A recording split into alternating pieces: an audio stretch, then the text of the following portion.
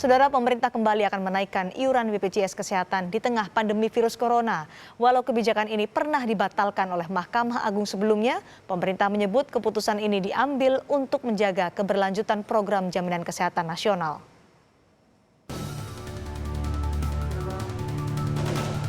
Presiden Joko Widodo kembali menaikkan iuran BPJS Kesehatan yang akan berlaku pada 1 Juli 2020 mendatang. Kenaikan ini tertuang dalam Perpres nomor 64 tahun 2020 tentang perubahan kedua atas Perpres nomor 82 tahun 2018 tentang jaminan kesehatan. Menteri Koordinator Bidang Perekonomian Airlangga Hartarto menyebut kenaikan iuran BPJS Kesehatan dilakukan untuk menjaga keberlanjutan program jaminan kesehatan nasional BPJS Kesehatan.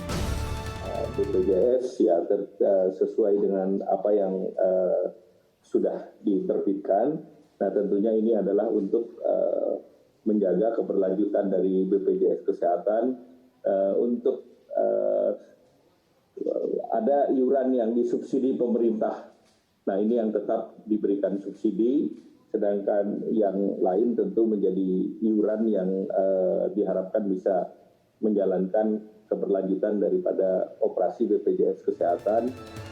Keputusan pemerintah untuk menaikkan iuran BPJS Kesehatan di tengah pandemi virus corona dinilai kurang tepat. Ketua Dewan Pertimbangan IDI Zubairi Jurban menyebut jika langkah ini logis, namun tidak tepat karena kondisi perekonomian masyarakat saat ini. Menjadi harus dipertimbangkan lagi karena kondisi ekonomi rakyat dan juga pemerintah memang sedang sulit. Jadi amat logis, namun kemungkinan mampu laksananya sedikit. Mungkin ada baiknya ditunda sampai kita mulai selesai dengan PSBB. Sebelumnya keputusan pemerintah untuk menaikkan iuran BPJS sebesar 100% pada awal Januari lalu telah dibatalkan oleh Mahkamah Agung. Tim Liputan Kompas TV. Kita bahas sikap pemerintah yang menaikkan tarif iuran BPJS Kesehatan per 1 Juli 2020 mendatang bersama dua narasumber kami, ada Wakil Ketua Fraksi PAN dan anggota Komisi 9 DPR, Saleh Daulay, serta salah satu tenaga ahli kantor staf Presiden, Ibu Yeni Sucipto. Selamat sore Bu Yeni dan juga Pak Saleh.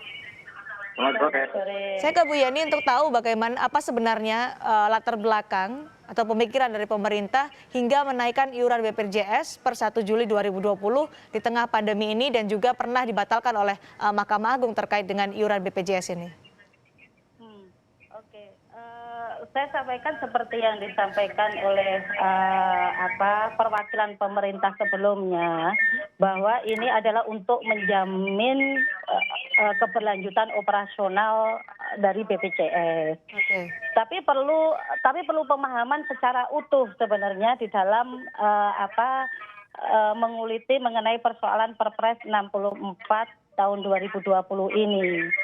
Iya kan, bicara soal perbaikan ekosistem dalam memperbaiki kepesertaan, skema, cakupan pelayanan, dan tetap memperhatikan kemampuan ekonomi rakyat. Haruskah keputusan menaikkan iuran BPJS itu diambil di tengah pandemi corona yang masih dihadapi oleh masyarakat? Dampaknya beragam, ada PHK, ada potongan gaji, tapi ditambah lagi dengan kenaikan iuran BPJS ini. Nah, ini yang saya maksud bahwa harus memakai pemahaman yang secara utuh. Karena di dalam paradigma Perpres ini kan ada 4 aspek di dalamnya, yaitu pertama yaitu bicara soal dasar pertimbangan putusan MA itu sendiri. Yang tadi saya sampaikan adalah soal paradigma, yaitu bicara soal layanan tepat waktu dan berkualitas, bicara soal negara memiliki fiscal space, dan bicara soal keadilan sosial. Ya. Yang berikutnya soal dasar pertimbangan adalah bicara soal arah ekosistem. Yaitu arah ekosistemnya kan ada 3 hal. Ada bicara soal penguatan JKN sebagai skema asuransi sosial yang bersifat wajib. Yang kedua adalah manfaat yang dijamin adalah kebutuhan dasar kesehatan dengan kelas rawat inap yang standar sesuai dengan Undang-Undang 40 tahun 2004. Yang ketiga adalah review iuran manfaat. Nah, yang ketiga ini adalah bicara soal kebijakan tarif. Nah, sebenarnya kan debatable-nya kan begini. Kenaikan di dalam hal ini kan ada di PB, PU dan BP. Ya kan di kelas 3. Ya kan? Ada kenaikan 42.000. Nah, namun yang perlu dilihat adalah sebenarnya tidak ada kenaikan, yang ada adalah subsidi. Ya kan? 42.000 itu peserta PBP, PU dan BP yang sebesar 21,8 Baik, Bu juta. Yeni, artinya ini untuk menjaga keberlanjutan lembaga BPJS maka harus ada kenaikan iuran BPJS Kesehatan. Pak Saleh. Ya, pertama saya tentu menyayangkan dan juga menyesalkan ya keputusan dan kebijakan yang diambil oleh pemerintah di tengah situasi sulit seperti ini. Karena pemerintah ini kelihatannya tidak merasakan apa yang dirasakan oleh masyarakat. Padahal semua orang mengatakan sekarang situasinya sulit gitu. Bahkan yang mengatakan sulit itu bukan hanya masyarakat itu sendiri. Pemerintah juga mengatakan bahwa sekarang masyarakat sulit gitu. Tetapi anehnya, sudahlah misalnya pemerintah mengakui situasi sekarang sulit, tetapi pemerintah menaikkan iuran BPJS. Itu satu. Yang kedua, pemerintah ini mengabaikan dua pilar demokrasi kita, yaitu DPR dan Mahkamah Agung. Kenapa? Karena DPR itu kan sebetulnya lembaga legislatif, itu berkali-kali kita rapat gabungan, bahkan pernah rapat gabungan dipimpin oleh pimpinan DPR, semuanya menyatakan ini jangan dinaikin dulu, tidak tepat waktunya dinaikin begitu. Itu diabaikan kan, buktinya naik nih. Kemudian yang kedua, itu mengabaikan juga putusan Mahkamah Agung. Mahkamah Agung kan sudah memutuskan Perpres 75 tahun 2019 itu ya dibatalkan. Nah, tetapi sekarang malah pemerintah buat Perpres baru, Perpres 64 ya kan tahun 2020 di mana isinya adalah kenaikan. Jadi saya merasa bahwa pemerintah tentu kesulitan ya untuk mencari anggaran pembiayaan terkait dengan BPJS ini. Tapi perlu diketahui bahwa menurut Undang-Undang Dasar tahun 1945 khususnya pasal 28A itu dijelaskan bahwa setiap warga negara itu berhak untuk mendapatkan pelayanan kesehatan. Jadi kalau misalnya pemerintah mengatakan ini untuk menjaga keberlangsungan, ya itu urusannya pemerintah untuk menjaga keberlangsungannya. Tapi kan tidak mesti harus rakyat yang harus membiayainya. Karena pemerintah itu punya program-program infrastruktur di mana-mana, yang mana itu belum tentu semuanya diminati atau dinikmati oleh rakyat kita. Tetapi untuk yang kesehatan ini pasti akan dibutuhkan oleh orang susah, orang kaya, di desa, di kota, di seluruh penjuru negeri ini pasti butuh kesehatan ini. Malah ini yang diabaikan gitu loh. Baik, Bu Yeni, dianggap tidak sensitif terhadap kondisi saat ini. Nah, ini tadi saya lanjutkan, ya kan? Yang tadi jadi perdebatan adalah kenaikan. Tetapi kalau ditelisik lebih lanjut lagi, sebenarnya itu tidak ada kenaikan. 42.000 itu peserta itu tetap membayar 25.500. Kemudian disubsidi di tahun 2020 sampai akhir tahun itu 16.500. Begitu. Jadi APBN itu sudah menyiapkan subsidi atau bantuan iur sebesar 3,1 triliun. Iya Bu Yeni, itu kan kelas 3, tapi kan kenaikan juga dirasakan atau kita lihat ada kenaikan di kelas 1 dan juga kelas 2 seperti yang diumumkan. Ini yang kemudian yang harus saya sampaikan. Karena titik tekannya begini. Peserta tetap mendapat layanan dan kalau tidak mampu bisa pindah ke kelas 3. Nah, ini bisa diurus ke pemerintahan daerah karena pemerintah daerah yang akan mengusulkan PBP untuk yang bantuan mandiri. Pak Saleh, kalau tidak mampu bisa pindah kelas ke kelas 3. Betul. Betul.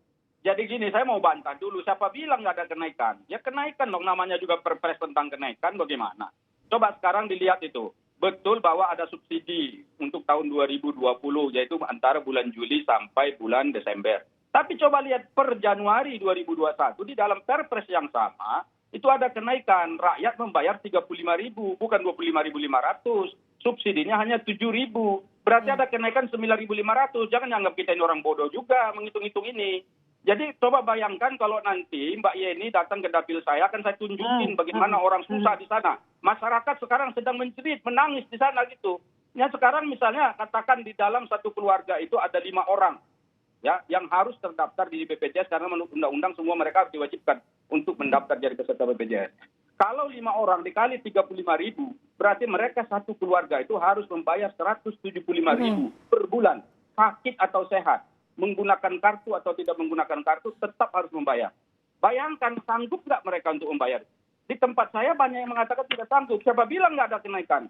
Ada kenaikan. Nah itu yang kita protes gitu. Jadi jangan kita tidak dianggap tidak mengerti membaca perpres. Kalau tadi disebutkan, saya buka perpres ini. Oke, kalau tadi disebutkan yang kelas 1, kelas 2 jika tidak mampu bisa mengurus untuk berpindah ke kelas 3. Ini menjadi solusi Pak Saleh. Perubahan, Mbak.